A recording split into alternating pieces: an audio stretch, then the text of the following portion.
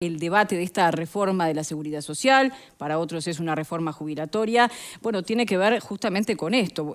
Vamos a estar recibiendo aquí a Karina Sosa, secretaria de Prensa y Propaganda de la Asociación de Trabajadores de la Seguridad Social, que ya están hablando de la posibilidad de someter a consulta popular a esta reforma, pero con algunas características particulares que le vamos a estar consultando. Bienvenida. Buenas tardes, muchas gracias. ¿Es así? ¿Ya están hablando ustedes de la posibilidad de una consulta popular?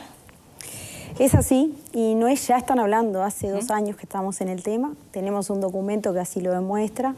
En su momento ustedes lo conocieron porque en algún momento me hicieron alguna entrevista telefónica y en ese mismo documento lo último es eso, justamente llegar a una consulta popular.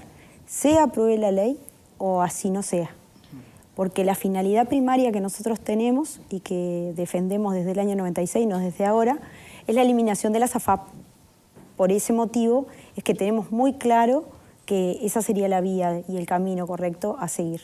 Sí, te decía ya porque en realidad hay un texto de esta reforma que todavía no se conoce, ni siquiera hay acuerdo, y entonces, bueno, está bien el punto que tú mencionas de la AFAP, pero creo que entienden también que hay otros puntos de lo que se está mencionando ahora, del proyecto del Ejecutivo, que no llevan. ¿Cuáles serían esos otros puntos? En ese sentido, justamente es que no hacemos apreciaciones de demás puntos, justamente porque estamos esperando que finalmente se pongan de acuerdo o no y se vote o no.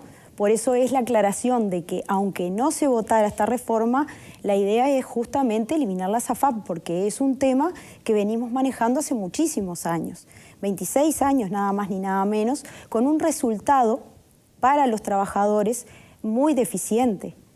Los únicos que ganan con la existencia de estas empresas privadas, aunque algunas sean de capitales públicos, son estas empresas privadas que pagan sueldos bastante altos, ¿verdad?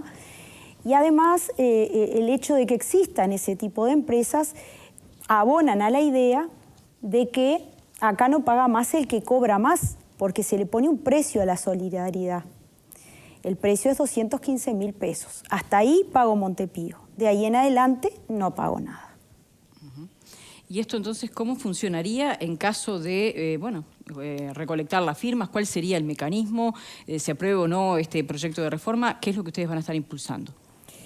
El camino es largo y realmente como dirigente sindical es muy compleja la discusión, sobre todo la interna, porque en eso también es difícil ponerse de acuerdo. Venimos de un referéndum en el que muchos no estuvimos de acuerdo en la forma, eso creo que ustedes lo tienen claro, que algunas cuestiones fueron de debate público, en cómo llegamos a esos 135 artículos y cómo no se incluyó la creación de la comisión de expertos, que de hecho trabajó para este proyecto.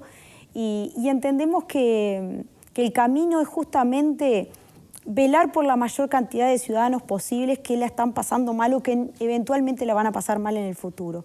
¿Por qué digo esto? Porque cuando plantean la reforma lo hacen de una manera divisionista de la población. Y acá la gente lo que tiene que entender es que todos somos ciudadanos, todos somos trabajadores y no está bueno generalizar. Porque las reformas de seguridad trascienden a todos los gobiernos y a todos los partidos políticos. Esto es un tema social. En cambio, la comisión de expertos lo que hizo fue trabajar sobre un argumento de déficit y vio solamente una reforma en números.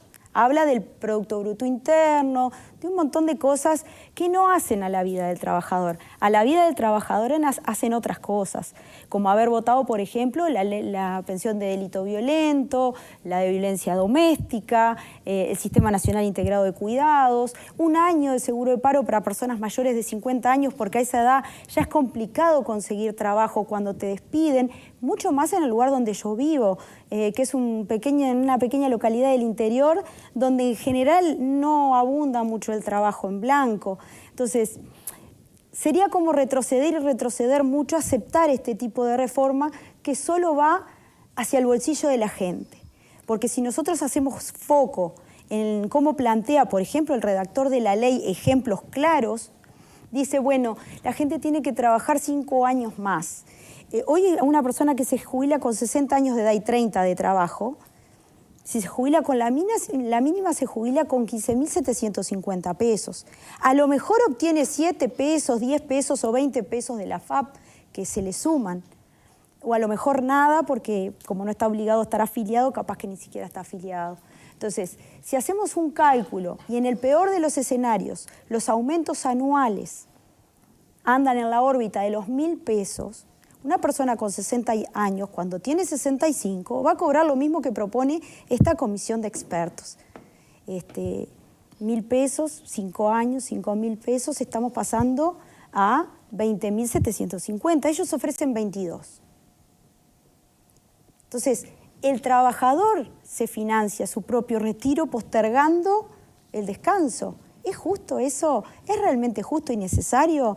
No es justo, no es urgente, no es necesario y sobre todo lo que no es solidario. Ahora, Sosa, ¿y cómo se financiaría ese planteo que usted hace que tiene que ver con, bueno, sin duda, otras necesidades del trabajador y la posibilidad de tener una jubilación a los 60 y digna? ¿De dónde se saca el dinero? Hay muchos lugares donde sacar dinero, hay muchos. Fuentes de financiación son lo que sobran. Por ejemplo, la Constitución establece que la seguridad social se financia con el aporte de trabajadores y patronos, 7 puntos de IVA y rentas generales tendrá que poner lo que falte, ¿verdad? Bueno, en ese punto yo quiero preguntar, ¿quiénes son los que pagan el IVA en este país? Los consumidores finales, que somos todos nosotros. Entonces, nosotros mismos nos estamos autofinanciando. El rentas generales es lo mismo. Ahora, el BPS, que es un ente garantista de derechos, que le hace el trabajo de forma gratuita a la DGI recaudando el IRPF y el IAS, que le transfiere a todas y cada una de las mutualistas de este país cuota por cuota de cada afiliado al FONASA, de forma totalmente gratuita. Transfiere al INEFOP el FRL, le hace los recibos al ZUNCA, a los trabajadores de la construcción, porque como esos trabajadores pueden variar en las obras en las que están, nosotros le juntamos todos los aportes y le calculamos en consecuencia qué antigüedad tiene ese trabajador y cuántos días les corresponderían y hacemos un único recibo que después se le paga por medio del Banco de Previsión Social. El Banco de Previsión Social tiene la base de datos más grande de este país, le hace gratis el trabajo a las AFAP, le hace las transferencias. En contrapartida, ¿cómo nos paga a nosotros la DGI? Cobrándonos entre 80 y 100 mil dólares por año por la gestión de transferirnos los 7 puntos de IVA. ¿Eso es justo? Porque la mano de obra la pone el Banco de Previsión Social. Que hay que detallar algo acá también. La plantilla de trabajadores del Banco de Previsión Social del 2015 a la fecha se redujo en 2.000 personas. Si el BPS cobrara por esos trabajos que realiza, no alcanzaría de todos modos para poder cubrir ese déficit. Bueno, ahí vamos a agregar un punto, porque en el déficit hay una cuestión que es de funcionamiento operativo, ¿verdad? Lo que realmente se gasta. Ahora, ¿qué pasa con esas exoneraciones que estén o no estén en la Constitución? Que de hecho una de las comisiones que va a trabajar en eso va a revisar esas exoneraciones, a ver si amerita que sigan existiendo o no. Nosotros entendemos que están bien en la medida que generen puestos de trabajo genuinos. Cuando hablamos de exoneraciones, hablamos concretamente del aporte patronal. Correcto. Los colegios privados y las mutualistas no pagan aporte patronal. Eso lo saben todos. Sin embargo, en ACE, el mismo trabajador que es enfermero en una mutualista, paga por ese trabajador 19,5% de su salario. O sea que el Estado sabe cuánto vale la seguridad social. Sin embargo, estamos asistiendo a despidos masivos en mutualistas de acá de Montevideo, ¿a razón de qué? Porque el ingreso por FONASA lo tienen asegurado. Habría que preguntarse si nosotros estamos haciendo los controles debidos para que se mantenga la masa salarial y no se mande más gente al seguro de paro. Que en pandemia fue una excepción, lo fue. Pero si no hubiese estado el Banco de Previsión Social preparado de la forma que estaba, hubiese sido imposible afrontar las necesidades de uruguayos y uruguayas. Ahí también hay que decir que esas exoneraciones se le suman al déficit. O sea, no solo no le cobro a la empresa, sino que eso que no le cobro se lo cargo al déficit. Entonces ahí ya sacamos otro peso. El número que se presenta como déficit no es real. O sea que en realidad nos están mintiendo a todos, están haciendo una reforma o un cambio sobre algo que es una mentira. Yo no trataría de mentiroso a nadie, pero sí podría comprobar con hechos que el presidente del Banco de Previsión Social, el doctor Cabrera, dijo a la prensa, y así lo manifestó, que él entendía que esas exoneraciones debían realmente de ser estudiadas, de sacarlas del déficit.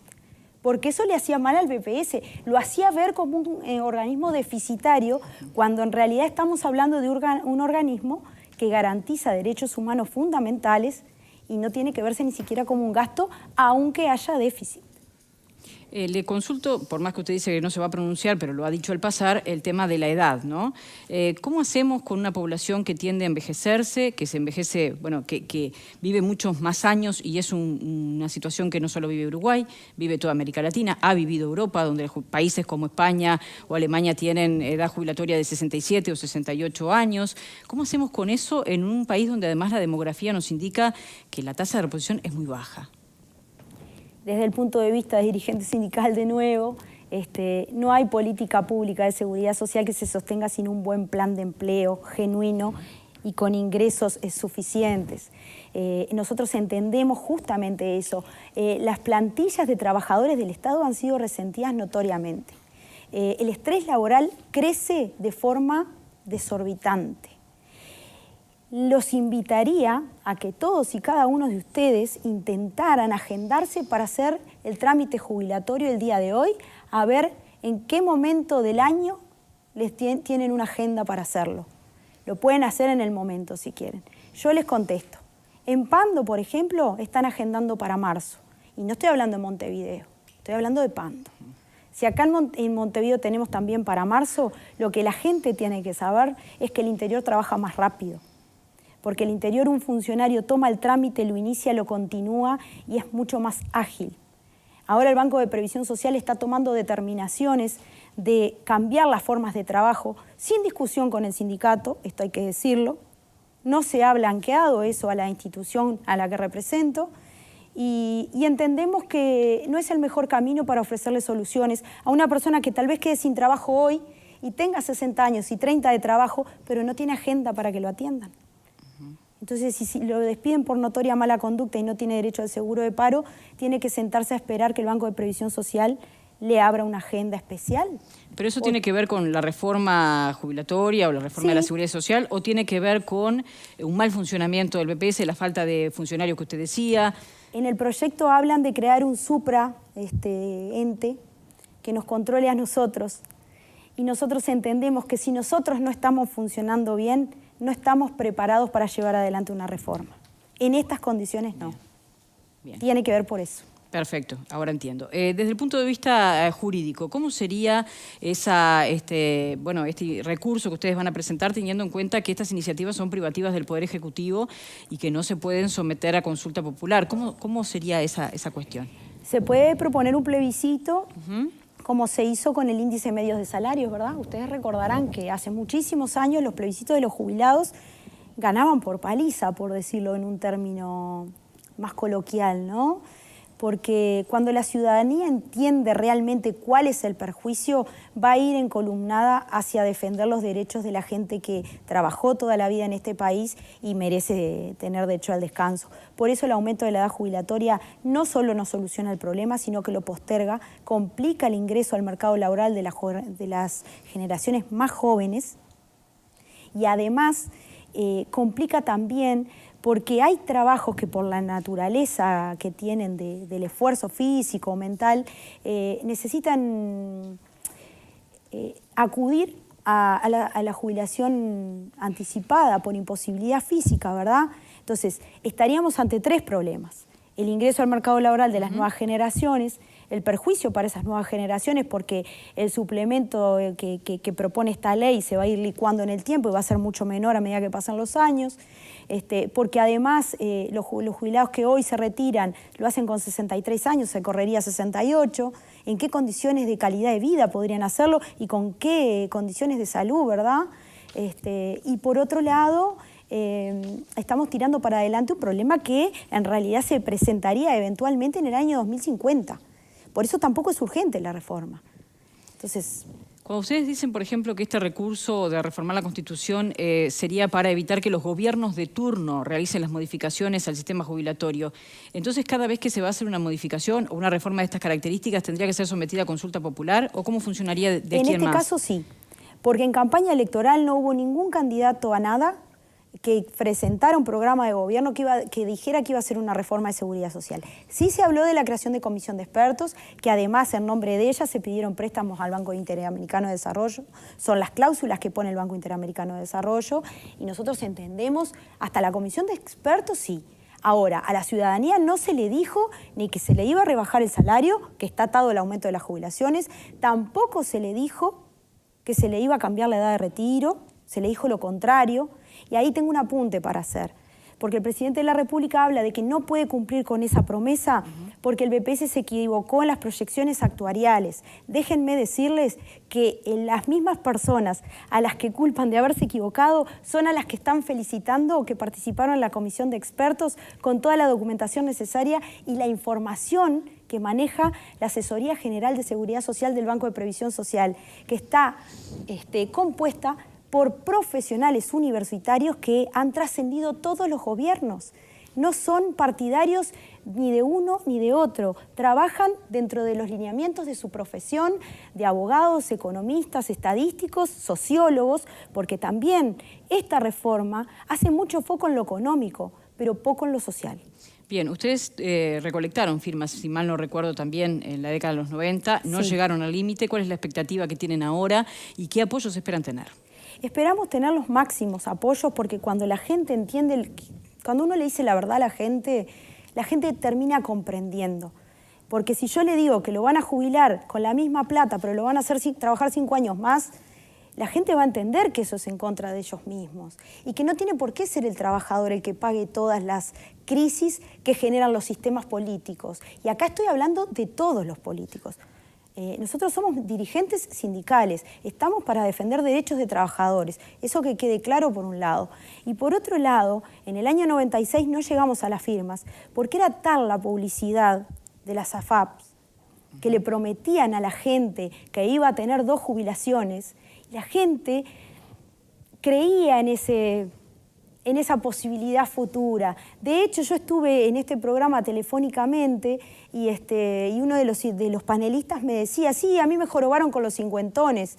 Bueno, hoy el artículo 16 está en la tapa de todos los informativos y periódicos.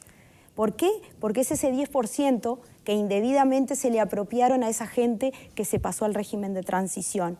¿Explicaciones sólidas? Ninguna. ¿Le sacaron el 10%? Porque sí. Y porque sí no es una respuesta. Bien. Fernando. Bueno. ¿Eras vos ese panelista que estaba, no? ¿El cuál? ¿El que hablabas por teléfono en la nota telefónica, no? No, no me acuerdo de haber hablado con ella, ¿no? Está. Es bien clara ella. Yo, lo primero que quiero decir es que yo estoy en el régimen mixto, que soy de los cincuentones y que estoy muy contento con mi AFAP y que si fuera posible me iría solo a la AFAP. Y si fuera posible más todavía me iría a un régimen de financiamiento, de autofinanciamiento de mi jubilación. Y haría desaparecer al BPS en el ámbito de la jubilación. Eso es una posición personal, autorreferencial. Lo primero que a mí me nace decir es que esto es una reforma jubilatoria, no es una reforma de la seguridad social. Es una reforma jubilatoria y no pretende que sea otra cosa. Entonces, tratar de involucrar una enorme cantidad de aspectos de la seguridad social que no tienen que ver con la reforma, obviamente que me parece que no corresponde. Como reforma jubilatoria, sí, obviamente que hace foco en el financiamiento, porque el problema que tenemos es de financiamiento. No es que el BPS ande mal, que no haya cobertura. El Uruguay tiene una gran red de cobertura, no de ahora ni de hace 15 años, sino desde siempre. Una gran cobertura social que tiene un costo sideral para la población, costo sideral de 8, 9, 10 puntos del Producto Bruto, son 10.000 millones de dólares, 5.000 millones de dólares, no 10.000, 5.000 millones de dólares, que le cuesta al Uruguay el régimen jubilatorio, del BPS y de todas las cajas. Es mucha plata, es un 25% de las exportaciones. El régimen es insostenible, pero no lo dice este gobierno que está proponiendo la reforma que es insostenible, lo dicen todos los gobiernos. Lo dice el referente de la economía de los últimos 15 años de administraciones del Frente Amplio, lo dice Danilo Astori, lo dicen todos. No hay nadie que no diga que es insostenible financieramente el régimen de la seguridad social, de las jubilaciones. En 20 años, además, la población que trabaja disminuye abruptamente. En el Año 96 nacieron 59.000 niños, en el año 2021 nacieron 34.000. Cada vez somos más una población envejecida. El único núcleo de población que crece son los mayores de 65 años, en los próximos 20 años. Es absolutamente insostenible. Entonces, obviamente que tiene un componente financiero económico muy importante la reforma. Una reforma que además, si no se hace ahora, cada vez empeora. Se hubiera hecho antes, hubiera podido ser mucho más gradual y estirarla mucho más en el tiempo. Si se hace ahora, la primera generación que se va a jubilar a los 65 años es en el 2040. Son los nacidos en el año 75. Recién ahí va a empezar a aplicarse el 100% de la reforma. O sea, el gradualismo que tiene es eso.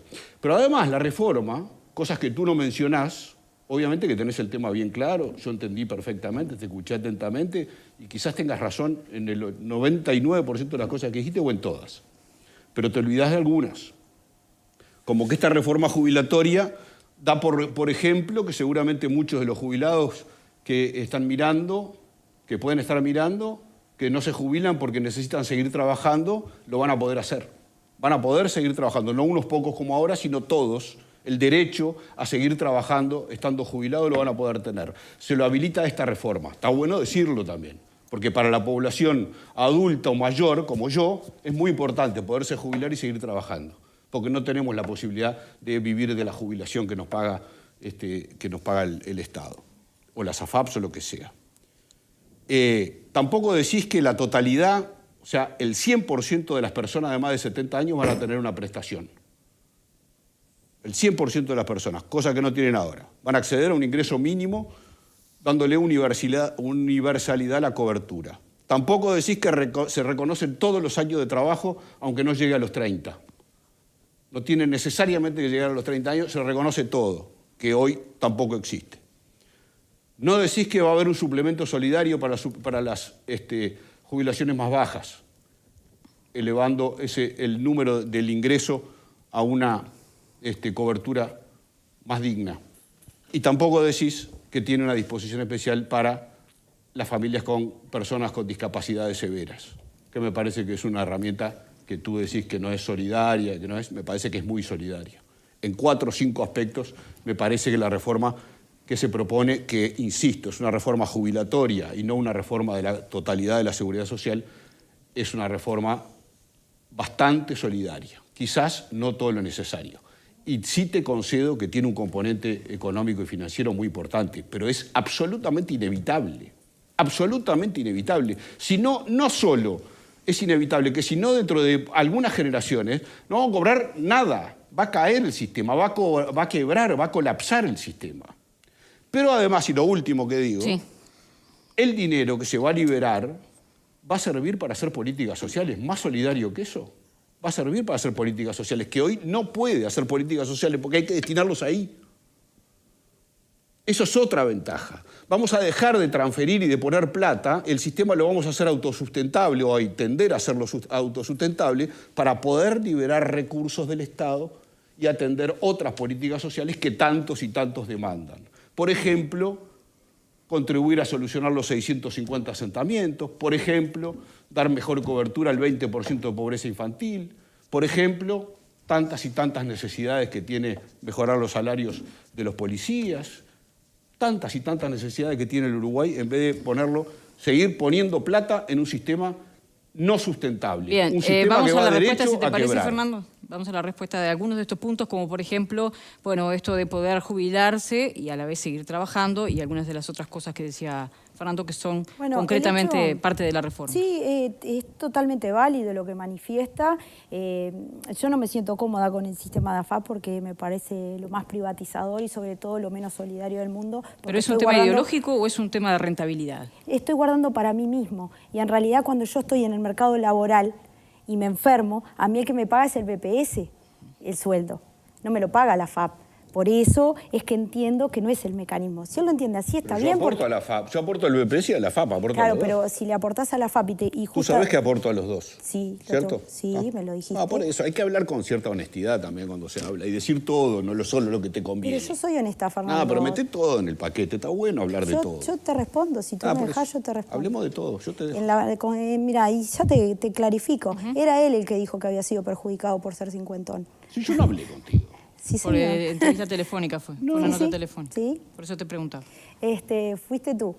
Entonces yo te dije que estaba de acuerdo y tú te enojaste, porque yo te decía, no tendrías que haber sido perjudicado por lo que expliqué recién. Porque eso de hacer una ley y sacarle 10% a la gente, porque sí, no me parece bien. Bueno, lo repasás después, vas a ver que lo vas a encontrar. Bueno, puede ser. Bueno, de todas maneras, de todas maneras, yo no me cambié el régimen, sigo el mismo régimen. Yo vine con la idea de que tú habías hecho el retroceso y habías pasado a la transición. No, porque como eso me contestaste en ese momento... No pasé a la transición porque averigüé y no me convenía pasar a la transición. Perfecto, en el BPS te van a decir bien, eso siempre. Avanzamos sobre las cosas concretas, por ejemplo, de reconocer los años. Seguir trabajando es importante decirlo. El que sigue trabajando porque no le queda otra, no es justo. Yo trabajé toda la vida, tengo derecho a descansar. El problema acá es que tenemos que mejorar la jubilación y no la mejoramos aumentando la edad, la mejoramos mejorando justamente el mercado laboral y haciendo políticas públicas de empleo que le den trabajo a la gente, que ha quedado demostrado que la gente quiere trabajar. Si no, no se anotaría la cantidad de gente que se anota para los jornales solidarios.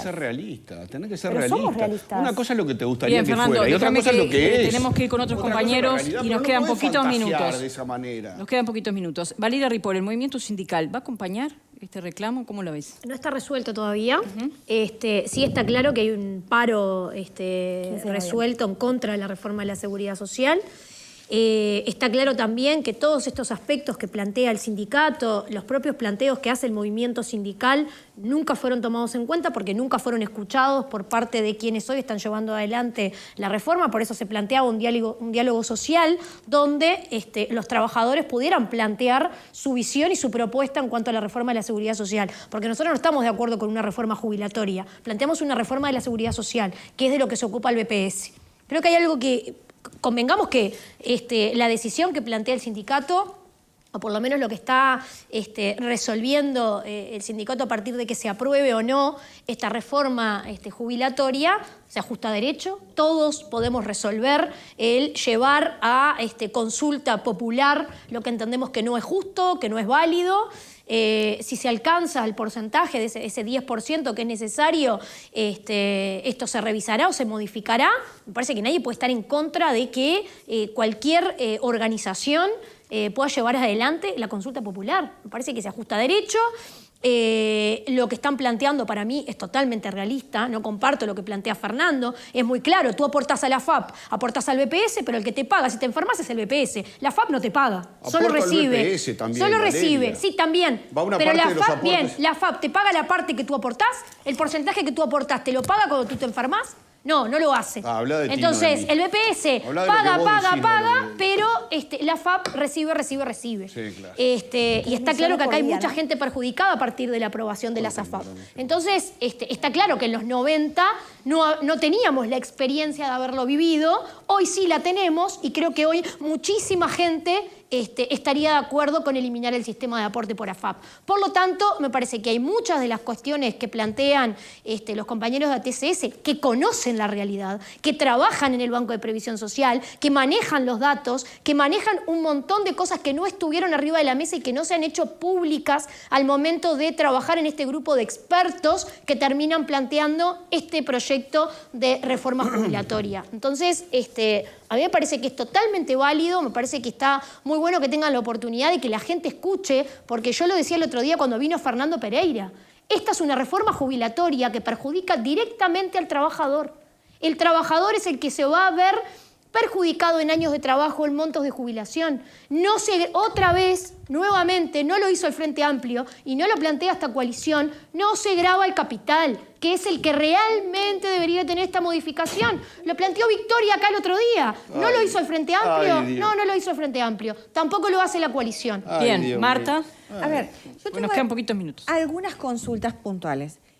La reforma, porque es una reforma jubilatoria, no de seguridad social, es iniciativa privativa del Poder Ejecutivo. Entonces, ¿qué efecto real pueda tener una iniciativa popular? La verdad, me llama muchísimo la atención. ¿Será simplemente para mostrarle al gobierno, che, miren que no estamos de acuerdo?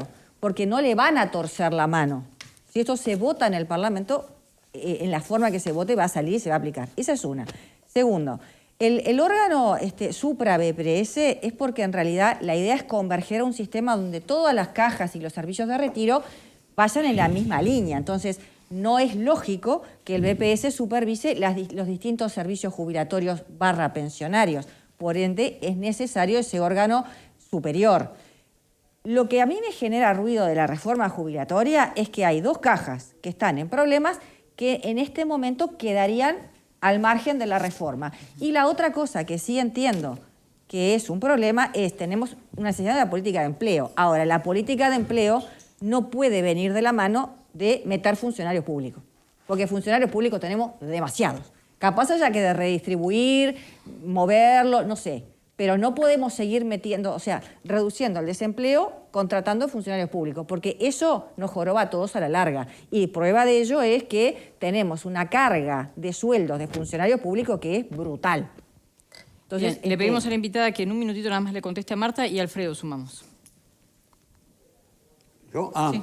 No, para mí si querés, iba a contestar si ella, decir no sé, algo. no. Que en un minutito le conteste y ahora sumamos, te sumamos a vos, yo así creo cierra que ella. Hay 2 cosas cortitas para mí que la bandera de derogar la SAFAP es una bandera de alguna gente del movimiento sindical que usualmente omiten que la principal AFAP es la del Banco La República, que es propiedad del Estado, de 3 bancos del Estado y que, entre otras cosas, aporta rentas generales que después aporta al BPS. O sea que esa cuestión de la privatización es parcial. Se olvidan de que creo que tiene 50%, 51% tiene República FAP de los afiliados. Y que hay un montón de gente que se opta por eso porque confía en una cuestión que es estatal. O sea que es una bandera que están machacando desde hace 20 años y van a seguir. Y bueno, y la realidad hace que va a ser muy difícil que se derogue, no tiene nada que ver. Pero bueno, el otro tema que me parece que es clave es el tema de la edad. La expectativa de vida, por suerte, de los uruguayos ha aumentado y o el promedio de jubilaciones hoy, según tengo entendido, anda por los 63 años, 63,2, una cosa así. Sí. O sea que nadie se jubila con 60. Esa cuestión de reivindicar los 60, que queda muy lírico, pero la gente vive en 80, 90.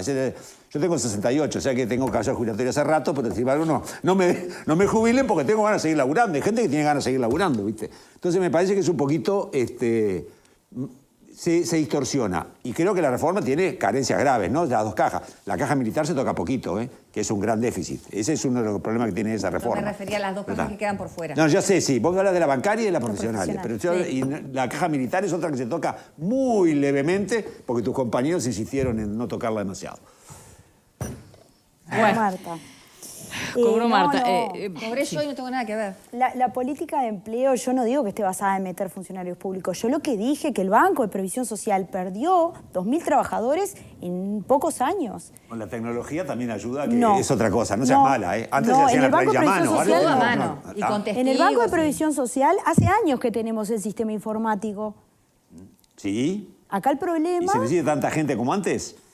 No se necesitan los 10.000 que teníamos en el 96, pero tampoco podemos con 3.100 como tenemos ahora. Y que el 700 sean pasantes y becarios, que estén ejerciendo puestos de trabajo de auxiliares administrativos comunes. Pero hay otras reparticiones que tienen funcionarios en exceso y yo hablé del Banco de Previsión Social y no estoy diciendo que la política... Tenemos un minutito nada más para despedirla. ¿Y cuál es el mensaje de cara a cómo sigue esto, ¿no? Ustedes van a iniciar esta campaña, primero tendrán que consultarlo a nivel del PIT-CNT. ¿Cómo siguen con esto? El PIT-CNT está en conocimiento de esto. Hay que discutirlo, como dijo Valeria. Nosotros tenemos una larga data de discusiones que hacemos de temas básicos, monólogos, que son interminables. ATCS toma esta decisión porque alguien tiene que tomarla. Y no comparto que las AFAP no se vayan a derogar. No lo sabemos. La gente tiene Hace 20 años que están tratando, ¿no? No. Con todos los gobiernos, Yo no sé si tratamos con tanta... Gobierno de izquierda y gobierno de derecha, ahí todo. Está, ahí vamos al punto. ¿Quieren los gobiernos derogarla o tendrá que tomar la iniciativa la gente que es la perjudicada? Porque aquella persona que se jubila con la mínima... Y el suplemento solidario, quiero decir esto para redondear, porque es súper importante. El suplemento solidario es una cosa que existe, le cambiaron el nombre. Porque un terrateniente que tiene 585 hectáreas con EAT, pero... No, pero no se grave. Déjela redondear, déjela redondear. Valeria, quieren que modificar, Fernando, no es contra el castigar al capital y los terratenientes. No castiguemos a los trabajadores. No, siempre. claro, pero vos preferís castigar a los Claro, castiguemos a los trabajadores. No, a mí Bolche no me digas porque... No es Bolche, porque lo hubieran hecho en el gobierno frente-amplista y no lo hicieron. Dirigentes sindicales. Bueno, sí, la tenemos que despedir, así que le damos la palabra a la invitada para que redondee el No concepto. debe intervenir, perdón. Dale. Aparte te respeto porque te escuchaba en los años 90 con Fernando Jaume y anotaba... Horacio. Fernando soy yo, Horacio. Horacio Jaume y realmente te conozco desde hace muchos años. Por eso me llama mucho la atención tus opiniones, porque lo que te iba a decir va en esta línea. Pero no cambié yo de opinión. Bueno, no sé. No, 585, yo sé. mira, te voy a plantear esto para que lo sepas, porque yo trabajo en BPS, A ver. tú no. Vos querés eliminarlo, querés poner la bomba y explotarlo y dejarme a mí sin trabajo. fue un Con todo el Estado. bueno. Pero es con todo el Estado. Bárbaro, Eso no, perfecto. eso no. Me alegra que así Claro, sea. no es personal, es con todo Me el dejás Estado. tranquila. Lo Eso voy a no, pero la eliminar todo el jubilación- Bueno, Estado. vamos a aprovechar el Las último minutito que jubilaciones tiene se para las que le podíamos- hable a la Digo gente que nos cortito está del Podemos suplemento. mirando. sacar las jubilaciones Te y voy a al decir algo BPS. cortito del suplemento solidario. Le podíamos Ese- sacar las jubilaciones al BPS. Fernando, se eso tiene sí. que No, retirar. pero quiero que le quede claro, porque me está Yo- picaneando y no me No, gusta. Bueno, después la siguen, Vos pero dijiste, yo quiero barrer con ahora el tenemos BPS. A mí eso me que dolió hacer porque la yo soy pausa. trabajadora del Banco de Previsión Y bueno, Social. yo lo lamento, Si yo te digo que eso. quiero barrer con Canal 12, ¿ahora te va a gustar? Y bueno, yo quiero barrer con el correo. Bueno, por pero no ejemplo, es y hay el momento trabajadores. para discutir esto. Otro Quiero día la barrer invitamos con y Inumet, podemos hay hablar sobre el tema trabajadores. Quiero barrer con el achique del porno y el Estado. trabajador, ¿qué voy a hacer? Pero Fernando, quiero por barrer favor, con que todo se lo tiene da que ir pérdida, la quiero invitada. Capaz que me dejas darte la respuesta y Ahí está, le hacemos y la caso a la podemos despedir. conductora, si te parece. La pandemia demostró que la expectativa de vida bajó, o sea que ya no manejamos los mismos elementos, y el suplemento solidario ya existe. Porque ese dueño del campo de 585 hectáreas que paga apenas un 2% de aporte patronal, se va a jubilar con los mismos 15.750 que un trabajador que gana 30.000 pesos en la mano hoy. ¿Y sabés cuál es el problema? Que el sueldo básico de ese trabajador, que yo se lo calculo cuando le hago el trámite, le da que le tengo que pagar 1.000 pesos por BPS o 4.000 pesos por BPS. Todo lo otro se lo complementa el BPS solidariamente a ese dueño de 585 hectáreas. ¿Y? Muy Y es bien, lo mismo que el con suplemento esto solidario. cerramos. Entonces, Y ¿está esto, mal? ¿Por qué lo Fernando, queremos derogar? Si ya existe y No, está bien. ya existe, no tenés que hacer cosas que ya existen, Está, tenés pero cosas lo querés innovadoras, Bien. que den soluciones Pero reales. te si me quejás de que está permitís, duplicado o lo querés derogar. si me ¿Qué? permitís, vamos No, a yo no despedir dije a la eso. Pero ponete de invitada. acuerdo. Este debate recién empieza dije porque eso. me imagino que será de cara al 2024, Sí, claro. así que la tendremos aquí nuevamente en alguna otra Con oportunidad. gusto, con y gusto, podrán en el seguir marco del departiendo porque respeto y parece de que la además discusión. se conocen desde hace tiempo, te sigue desde hace tiempo. Bueno, Yo a muchas él, gracias yo a él. a Karina No, Sosa, tú presidenta sos de la de Asociación de Colonia, ¿no? Trabajadores de la Seguridad Social. Última pausa y ya regresamos.